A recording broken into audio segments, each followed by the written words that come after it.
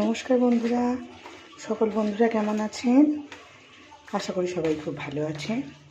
আমিও খুব ভালো আছি। আজ চলে এলাম আপনাদের কাছে নতুন একটা ভিডিও নিয়ে। আজ করব চিংড়ি মাছের মালাইকারি। কিন্তু আজকে আমার কাছে যে চিংড়ি, সেটা ছোট চিংড়ি, কেন বড় চিংড়ি আজ আমি পাইনি। তো করার আজকে যেহেতু ইচ্ছাই ছিল চিংড়ি মাছের মালাইকারি, এই ছোটো চিংড়ি দিয়েই ভাবলাম করে ফেলি। তো প্রথমে চিংড়ি মাছটা ভেজে নেব।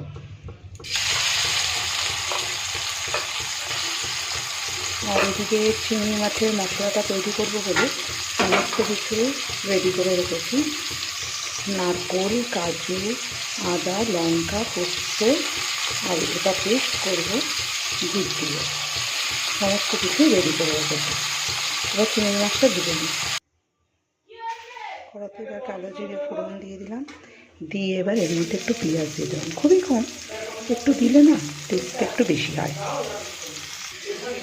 এদিকে পেস্টটা, এই যে সুন্দরভাবে মশলাটা তৈরি করে নিয়েছি, এদিকে পেঁয়াজটা ভালো করে লাল লাল করে ভেজে নেব। আগে পেঁয়াজটা ভালো করে ভাজা হয়ে গেছে, এবার সমস্ত মশলাটা দিয়ে দেব।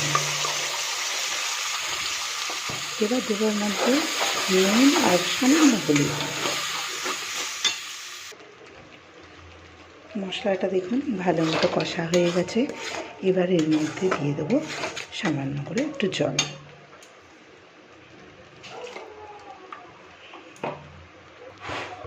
এর মধ্যে দিয়ে দিয়েছি জল। এবার এটাকে ফুটতে দেব।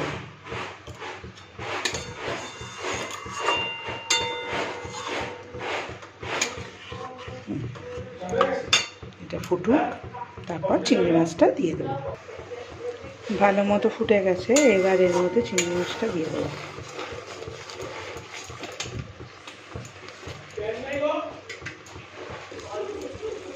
এই যে ফুটে বেশ মাখা মাখা হয়ে গেছে।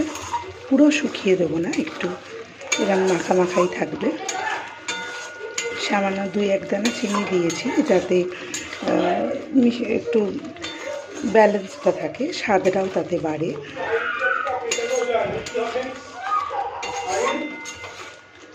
আমার ভিডিও বন্ধুরা আপনাদের কেমন লাগলো প্লিজ একটু কমেন্ট করে জানাবেন।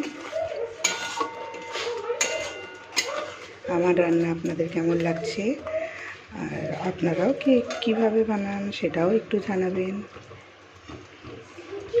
টাটা বন্ধুরা।